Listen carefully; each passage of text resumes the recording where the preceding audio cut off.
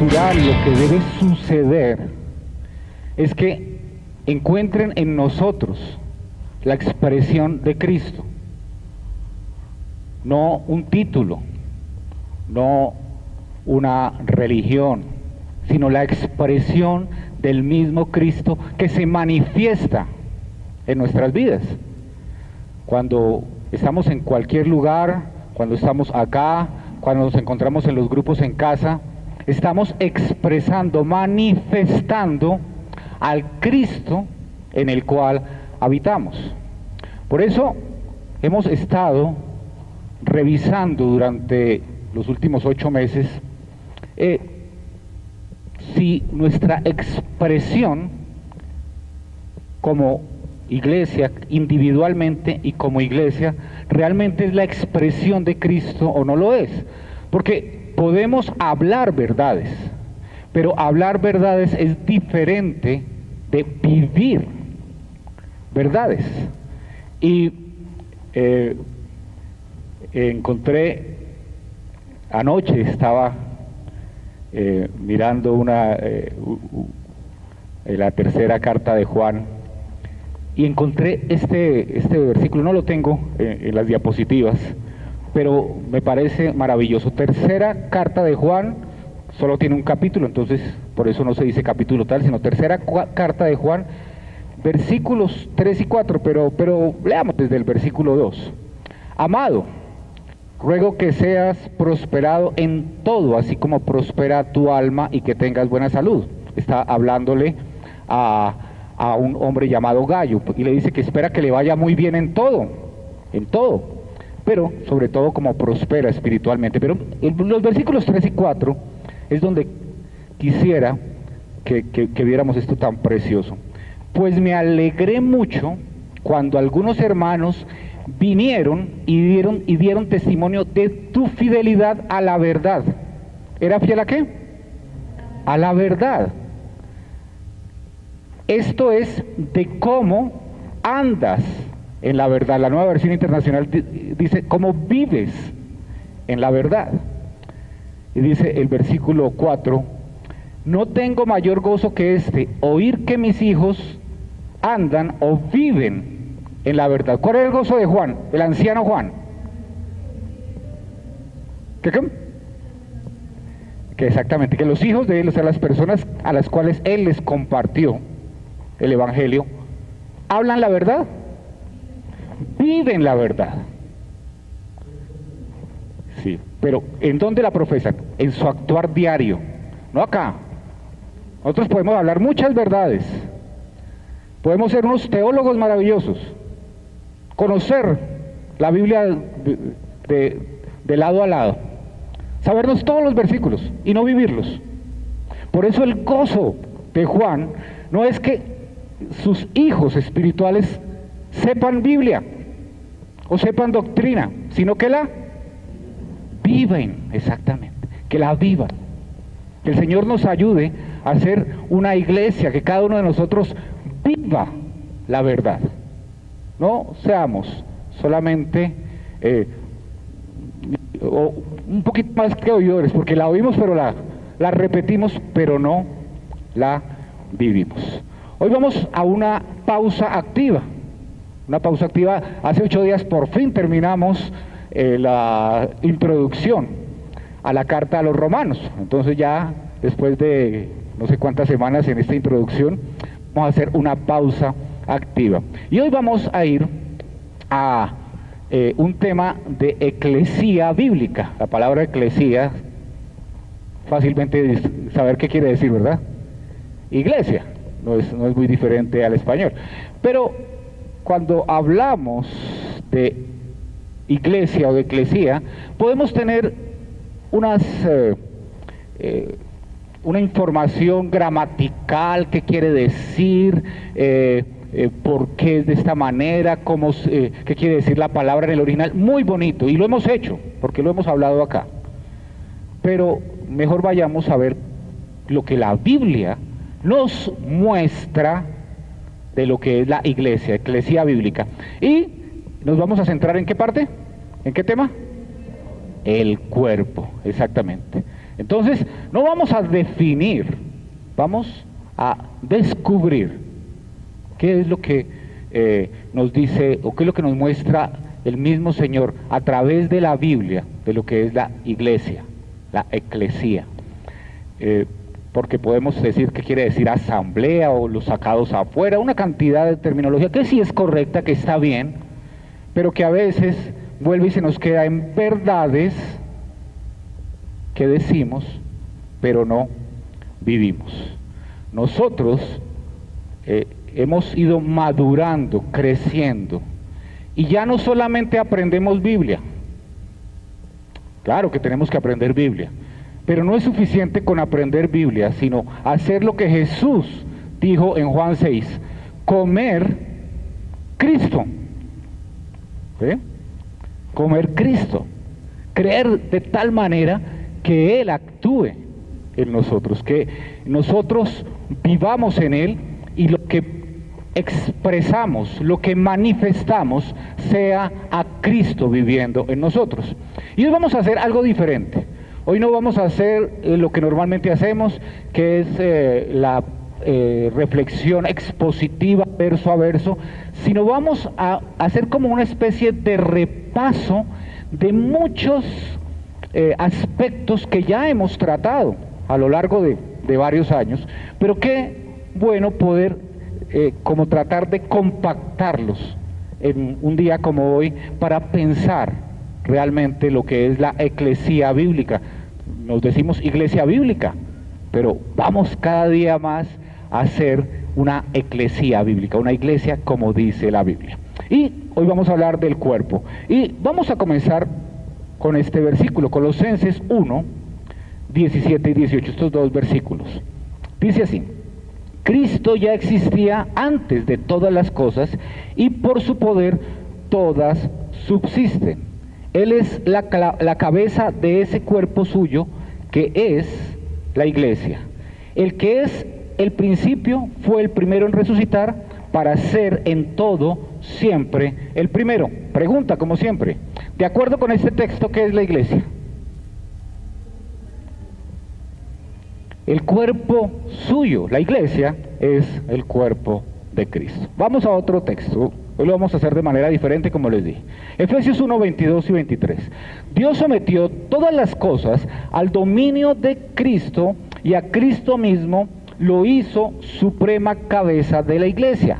Esta, que es su cuerpo, es la plenitud de aquel que lo llena todo por completo. Nuevamente la pregunta, de acuerdo con este texto, ¿qué es la iglesia?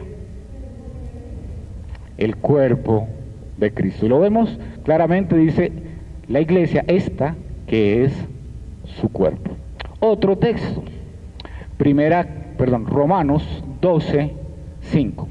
Así sucede en la iglesia, siendo muchos, somos un cuerpo en Cristo y todos miembros los unos de los otros. Nuevamente, la misma pregunta. ¿De acuerdo con este texto, qué es la iglesia? Exactamente. La iglesia, somos un cuerpo en Cristo. Otro texto. Estos son textos que no me estoy deteniendo porque son textos que hemos trabajado los últimos meses cuando estuvimos en la serie en Cristo y lo que hemos estado trabajando también en Romanos. Primera carta a los Corintios, capítulo 12, versículo 27. Todos ustedes forman el cuerpo de Cristo y cada uno individualmente es miembro de ese cuerpo. ¿Qué pregunta creen que les voy a hacer? ¿Qué es? Ustedes forman el cuerpo de Cristo. ¡Qué barbaridad! ¡Qué hermoso! Cómo el Señor nos señala una y otra vez, y solamente tomé algunos textos porque desde luego que hay más. Colosenses capítulo 1, versículo 24. Ahora me alegro de mis sufrimientos por ustedes y en mi carne, completando lo que falta de los sufrimientos de Cristo por ese cuerpo suyo que es la iglesia. ¿Cuál es la pregunta?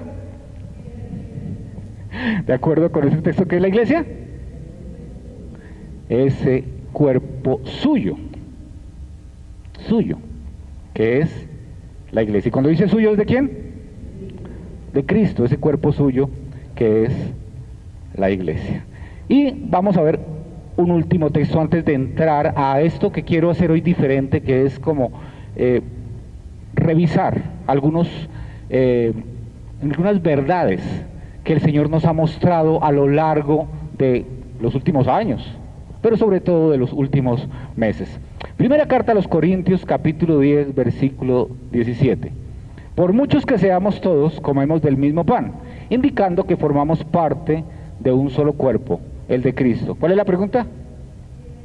Se la cambié. No, estoy molestándolos. Cuando comemos la cena del Señor, ¿qué estamos señalando a otros y a nosotros? Exacto, que formamos parte de un solo cuerpo. Por eso hemos tratado durante un buen tiempo de encontrarnos mirándonos los unos a los otros, porque no simplemente es dar gracias al Señor por lo que Él hizo, es recordar lo que Él ha hecho con nosotros, lo que Él nos ha hecho, un cuerpo. Y cuando nos vemos, cuando nos miramos, cuando nos sonreímos, podemos recordar que somos un cuerpo. No simplemente estamos perteneciendo a una denominación o a una iglesia, no, somos un cuerpo. Entonces ahora sí, vamos a repasar algunas verdades que el Señor nos ha mostrado a lo largo de este tiempo. Primero, tenemos que recordar que nosotros, cuando el Señor nos regeneró, cuando nacimos de nuevo, cuando creímos, ¿qué pasó? Resucitamos ¿cómo? En Él, en Cristo, exactamente. Recuerden, fuimos crucificados con Cristo, fuimos sepultados con Cristo y resucitamos con Cristo, en Cristo y Él en nosotros. Pero nosotros no somos separados, no somos individuos por allí en medio de la nada. No, nosotros somos injertados. Injertados. ¿En quién? En Cristo, como cuerpo. No somos unidades, no somos individuos que creen, sino que hemos sido injertados en un cuerpo. Y como tal, nos pertenecemos, como lo leímos hace un rato, los unos a los otros. Le pertenecemos a Él, pero estamos los unos en los otros. ¿Recuerdan el ejemplo que veíamos hace un tiempo? ¿Qué tiene en común este ojo con este pie? Están en el mismo cuerpo. Si yo voy caminando y este ojo ve que viene un carro, le avisa ¿a quién? Al cerebro, a la cabeza, y la cabeza le dice, ¿qué le dice? Quieto, deténgase o devuélvase porque lo va a atropellar, ¿verdad? Pero si este ojo, que es un globo con pupila y nervios y todo esto, es similar, sino casi igual al ojo de Dayana, ¿qué tienen en común? Nada más. La función es la misma, pero no corre la misma vida entre los dos. A pesar de ser idénticos, digámoslo, en su composición biológica, no pertenecen a la misma vida. Por eso nosotros, cuando resucitamos en Cristo, pertenecemos a una vida. ¿Cuál es esa vida? Cristo. Pertenecemos a esa vida, le pertenecemos a Él, todos estamos en Él. Por eso cuando nos encontramos, no nos encontramos con así sean unas personas que no se congregan normalmente con nosotros. Si están en Cristo, estamos en el mismo, habitamos en el mismo. Puede ser un oído que se encontró con un dedo, pero estamos en el mismo cuerpo. La vida de Cristo se manifiesta naturalmente en aquellos que están en su cuerpo. Por eso, cuando nosotros estamos viviendo el día a día, nos manifestamos en quién habitamos. Y cuando estamos juntos, haciendo lo que sea, estamos manifestando en quién habitamos. Por eso no es concebible que cuando no estamos juntos no expresemos a Cristo, sino expresemos nuestra propia voluntad o expresemos las ideas de un mundo caído, porque lo que expresaríamos naturalmente es aquel en quien habitamos. Por eso la iglesia es un cuerpo, la iglesia no es una estructura organizacional, no lo es. Podemos hacer ciertas cosas como una estructura organizacional para tener un funcionamiento dentro de los parámetros que vivimos en este mundo, pero no podemos absorbernos como una estructura organizacional. ¿Por qué? Porque si nos quedamos en una estructura organizacional, perdemos la esencia de lo que somos, perdemos nuestra realidad, no estamos reconociendo cuál es nuestra substancia. Nuestra substancia es Cristo, y como Cristo actuamos. La iglesia es un organismo, es muy diferente a una estructura organizacional, es un organismo porque es un cuerpo vivo, el cuerpo de Cristo. Y desde luego yo sé que todos los que estamos acá, bueno, lo normal, creo que es así, todos venimos de estructuras organizacionales, de estructuras religiosas, de estructuras denominacionales. ¿Por qué? Porque es la manera como ha sucedido desde Constantino. Cuando se convirtió la iglesia, dejó de ser realmente ese cuerpo y se convirtió en una estructura. Y pues podemos venir de diferentes estructuras. Yo personalmente vengo de la estructura italiana o romana, ¿verdad? Una estructura que su andamiaje está en el clero, en los dogmas, en las encíclicas. Esa es la estructura que se maneja, porque es una estructura organizacional. Algunos otros, y también de alguna manera yo también, pasamos o venimos de la estructura alemana. Esa estructura alemana que tiene o está estructurada y se maneja por la liturgia, las confesiones, los catecismos, pero que está estructurada como una organización. Y otros, también yo, porque yo he pasado por todas, vienen por la estructura americana, que es a donde llegó el protestantismo y tomó una forma. Y esta se maneja por programas, ministerios y eventos, básicamente. Pero son estructuras malas, demoníacas, no voy a decir que es así. Pero la pregunta no es si es bueno o malo, porque esa pregunta hace rato dejamos de hacérnosla. Si es bíblica o no es bíblica. Esa es la pregunta que nos tenemos que hacer. Porque podemos decir, no, esto tiene de positivo, de negativo, y hacer una serie de evaluaciones al respecto y ver los logros, pero la pregunta es bíblica o no es bíblica? Porque una estructura no hace iglesia. Una estructura no hace iglesia, no es posible, porque la vida que imparte Cristo es la que forma la iglesia. Una estructura no forma. Miren, uno puede tener reuniones como esta, igualiticas, con personas que ninguno es cristiano, y la reunión sale.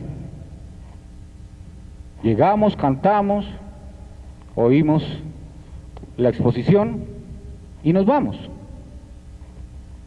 Por eso la estructura no es iglesia, es la vida de Cristo la que hace la iglesia, la que forma la iglesia, es la vida que imparte Cristo. Alguna ocasión decía, bueno, y en alguna de las iglesias que le escribe Juan en Apocalipsis, una de las 7 iglesias, prácticamente lo que les dice es, pues ustedes muy buenos, hacen todo muy bien, pero hace rato que yo por allá no me aparezco. Nosotros podríamos hacer iglesia sin estar Cristo presente, si es una estructura organizacional. Por eso es la vida que imparte Cristo la que hace iglesia. Atención, no se trata de asistir a reuniones. Esto lo hemos hablado muchas veces, yo creo que el Señor nos lo ha mostrado una y otra vez, porque podríamos tener una reunión de meditación, de pensar si estamos viviendo bien, de reflexión personal. Eso lo hacen en otros lugares. Nosotros vemos personas que se reúnen alrededor de un motivador para hacerle pensar sobre su vida, sobre si lo que está haciendo con su familia está bien o no está bien, si es un buen ciudadano, si debe apoyar o no debe apoyar cierta causa. Pero eso no da vida. Tampoco se trata de formas o estructuras organizacionales, porque sería como si una persona hiciera ejercicio, o hiciera dieta, o tuviera disciplinas. Para eso se necesita ¿qué? Que haya ¿qué? No, si yo voy a hacer ejercicio, voy a tener una dieta especial o voy a tener ciertas disciplinas, para eso ¿qué tengo que tener primero? Sí, pero primero tengo que tener un cuerpo. Si no tengo el cuerpo, ¿cómo voy a hacer eso? Pero a veces hacemos eso. Tenemos las disciplinas y no tenemos el cuerpo. Quien está en Cristo manifiesta su nueva naturaleza. Eso es algo que tenemos que tener claro, porque esa es la vida. Estamos vivos en Cristo. Ya no estamos en Adán. Ya no expresamos a Adán. Expresamos a Cristo, porque estamos en quien es la vida. Somos parte del cuerpo. La iglesia no es funcionamiento organizacional ni estructural. Estamos repasando, esto lo hemos hablado una y otra vez. Venimos de estructuras organizacionales que nos han enseñado que lo importante es que todo funcione adecuadamente. Y esto lo tenemos muy guardado, yo lo tengo muy guardado. Por más que llevamos tiempo tratando de limpiarnos, allí sigue. Esto nos sigue pesando. Seguimos pensando en la estructura organizacional, que funcione bien la estructura organizacional. Y no estamos pendientes si estamos vivos o no estamos vivos, si somos cuerpo o no somos cuerpos, porque tenemos esto tan metido en nuestra mente, la institución, las reuniones, la estructura, eso está tan metido acá, tan metido, que a veces ni siquiera se nos ocurre cómo puede ser la iglesia de Cristo sin ser una institución, sin tener una estructura, sin vivir de reunión en reunión. Es hacer esto no es ser iglesia. Podemos hacerlo y no ser iglesia. Es más, yo creo que muchas personas, yo lo hice por años, por muchos años, yo asistí a reuniones dominicales, muerto, sin ser iglesia, sin tener la vida de Cristo en mí. Y yo llegaba y me sentaba y entonaba los cantos y escuchaba las reflexiones y hacía ministerio. Pero yo no era iglesia, yo no era parte del cuerpo de Cristo, yo era parte de una estructura organizacional, de una institución. Podríamos hacer todo esto, estar allí, y aún así no ser iglesia, como a mí me sucedió por muchísimo tiempo. Muchos hemos estado atrapados, prisioneros de esto, prisioneros. Y lo más difícil no es saber la verdad, sino vivir la verdad. Porque yo sabía la verdad, la leía en la Biblia, y aún así no la vivía, porque yo quería ser parte de una estructura organizacional. Para mí eso era muy importante, eso me daba valor, eso me daba importancia. Yo era encargado de un ministerio en una iglesia, pero no había nacido de nuevo. Sin embargo, eso me daba importancia, me hacía sentir necesario. Creía que Dios estaba muy contento conmigo, pero realmente era atrapado, prisionero de la institución. Entonces, ¿qué es lo que tenemos que clamarle al Señor? Ya conocemos la verdad, que Cristo abra nuestros ojos. Estamos en Él, habitamos en Él, Él mora en nosotros, su Espíritu Santo está en nosotros, que cada día nos abra más los ojos para poder romper esa estructura. Ya estamos en Él.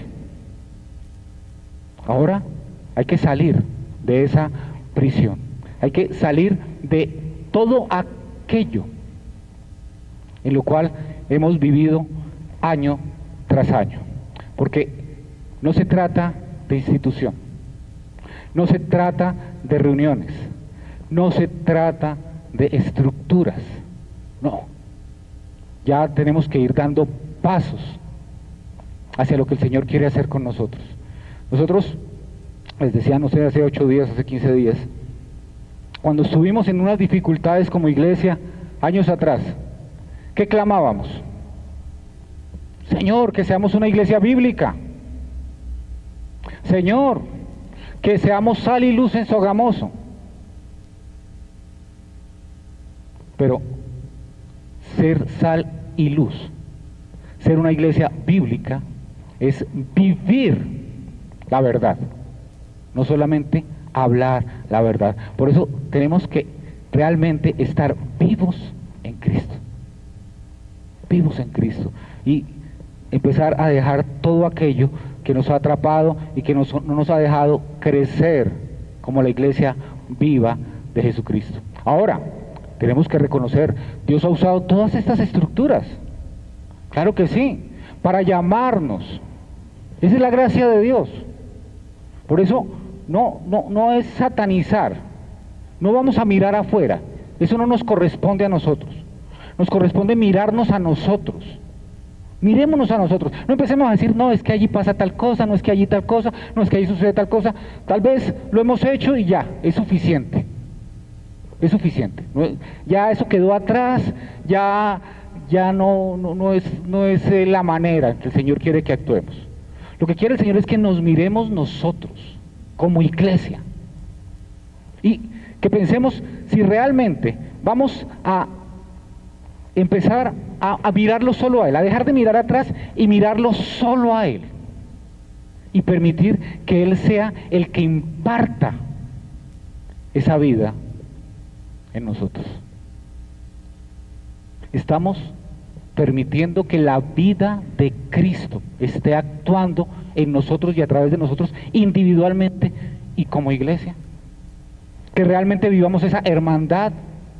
Nosotros no somos como una familia, somos una familia.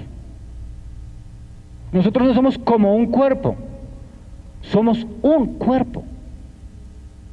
Eso es lo que somos. A veces como que le metemos ese cómo. Y ya para terminar voy a recordar un texto que nos muestra cómo el Señor se mueve fuera de las estructuras religiosas. Es un texto que todos conocemos y que es maravilloso, y sucede para el Pentecostés, como nace la iglesia, como inicia la iglesia. Miren cómo Dios inicia su iglesia fuera de toda estructura religiosa. Dice Hechos, capítulo 1, versículos 13 y 14. Cuando hubieron entrado en la ciudad, subieron al aposento alto, donde estaban hospedados Pedro, Juan, Jacobo y Andrés, Felipe y Tomás, Bartolomé y Mateo, Jacobo, hijo de Alfeo, Simón el celote y Judas, hijo de Jacobo. Todos estos estaban unánimes, entregados de continuo a la oración, junto con las mujeres y con María, la madre de Jesús, y con sus hermanos. ¿Qué cantidad de gente que había allí, no? ¿Recuerdan cuántos eran? 120, exactamente. Aquí solamente nombran a algunos. Pero miren, detengámonos a pensar, ¿en qué lugar estaban los apóstoles y otros discípulos esperando la promesa de Jesús? Estaban en el aposento alto. Gracias, y para allá vamos. Gracias, Germancho. ¿Sabes a qué se refiere el escritor Lucas con aposento alto? Ahora sí, en el segundo piso, en la azotea. Exactamente. Entonces, miremos cómo actúa Dios, y cómo Dios desde el mismo inicio de la iglesia rompe con toda estructura religiosa. Claro que yo lo había hecho antes, ¿no? Cuando él iba con sus discípulos, siempre tenía encontrones con los religiosos de la época. Vamos a ver lo que quiere decir la palabra aposento alto. Aposento alto en hebreo quiere decir aliyah, quiere decir simplemente elevado, no dice nada más. Y el griego es anogeón, que es un cuarto arriba. ¿Sí? Germán lo sabe perfectamente. Un segundo piso, un cuarto arriba. Las casas allá no eran de más de 2 pisos, no sé si habrían de más de 2 pisos, pero lo normal era esto. Es más, era un piso con una azotea. ¿Qué quiere decir esto? Es habitación construida frecuentemente sobre las azoteas de las casas y utilizada durante el verano porque era más fresca que las habitaciones corrientes. Entonces, ¿es una qué? Como diríamos normalmente, una pieza ahí en el segundo piso. Podía ser muy sencilla, hasta en forma de tienda de campaña, pero también las había sólidas y amplias, es decir, podía ser algo que con una carpa, gracias, pero también había algunas que eran construidas como una habitación fuerte. Vemos varias reuniones en aposentos altos, como la de Jesús con sus apóstoles en la última cena, o la de los 120 el día de Pentecostés, entre otras. Entonces, aquí saqué esto de una película, esta gráfico o esta foto, y más o menos aquí así la recrea. Era una habitación en un segundo piso, tenía que ser amplia porque están 120 personas en ese lugar, es decir, era algo grande. Y me gustó esta foto, encontré varias, porque ¿sí ven qué hay al fondo? ¿Qué hay al fondo? En la parte de atrás. No, pero detrás ahí allí en la espalda de estas personas que hay. Camas. Es una habitación, ahí hay camas, hay una mesa, se dan cuenta que es una mesa bajita porque ellos comían en el piso, no están sentados, sino están de rodillas o sentados en el piso. Pero me gustó porque este es el lugar donde el Espíritu Santo llega, una habitación, un lugar de una casa donde están reunidas. Ahora, pensemos por un momento la ubicación, lo que está sucediendo ese día. Es la fiesta de Pentecostés, una fiesta de cosechas. Muchas personas de muchos lugares han llegado a Jerusalén. Y Jerusalén, esta es una maqueta, es una foto de una maqueta de Jerusalén, tiene un templo grande, hermoso, que Herodes había reconstruido, lo había mejorado, lo había puesto de una manera muy bonita, muy bonita. Y uno diría, pues, ¿qué mejor lugar para que el Espíritu Santo llegue que en semejante construcción tan maravillosa, tan espectacular? Sin embargo, Dios no quiere continuar con una institución religiosa, con una religión judía. Allí había establecido en el antiguo pacto que allí era donde se encontraba Él, con el sumo sacerdote, con el pueblo, en el lugar santísimo. ¿Qué hace? Dice, no va a ser el templo, no va a ser el lugar santísimo, no va a ser los atrios, no va a ser en el lugar donde la gente llega allí a hacer sacrificios, a celebrar las festividades. No, va a ser en alguna casa, no sabemos en cuál, pero en algún lugar de Jerusalén, en cualquier parte, no sabemos en cuál, pero en cualquier lugar menos el templo. Tampoco era una sinagoga. En cualquier lugar menos el templo están reunidos 120 personas orando, y allí el Espíritu Santo viene y comienza la iglesia, viene a su iglesia. En el nuevo pacto Él actúa diferente, Él llega de una manera diferente, fuera de las estructuras religiosas. Por eso ha sido tan dañino que nos hayan puesto en nuestra mente que la vida en Cristo es una estructura organizacional. Qué bien, a veces son necesarias, claro que sí, pero nosotros no podemos caer en creer que la iglesia es eso. La iglesia es la vida de Cristo impartida en aquellos que han nacido de nuevo. ¿De acuerdo? Bueno, vamos a dejar hasta ahí. Vamos a orar, a darle gracias al Señor por lo que Él está haciendo en nuestras vidas.